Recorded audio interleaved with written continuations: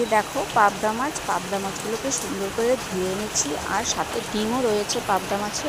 তো এবার নুন হলুদ দিয়ে মেখে নেব, আর এদিকে কটা কাঁচা লঙ্কা পাকা লঙ্কা মিশিয়ে সামান্য জিরা দিয়ে বেটে নিব।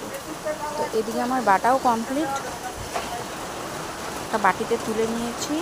আবার মাছগুলোকে নুন হলুদ দিয়ে মেখে রেখেছি, এবার তেলে এক এক করে সুন্দর করে ভেজে নিব।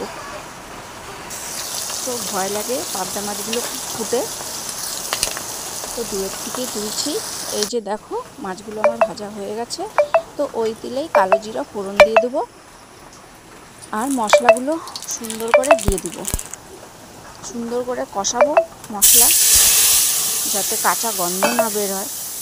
তো দেখো মশলাগুলো আমি দিয়ে ফেললাম, এখন ভালো করে কষাবো। কষাতে কষাতে একদম হয়েই আসবে, সামান্য ঝোল দিয়ে দিলাম। এবার পাবদা মাছগুলো এক এক করে দিয়ে দিলাম। তো ঝোলটা ফুটে আসলেই আমি নামিয়ে নেব আমার পাবদা মাছের ঝোল। একদম শর্টকাট, কোনো ঝামেলা নেই এই মাছের। তো খেতে ভীষণই ভালো লাগে। তা আমি এটা অনেক দিন করেছি, আমাদের বাড়ির সবার পছন্দ। তো তোমরাও এরকম বানিয়ে খেতে পারো।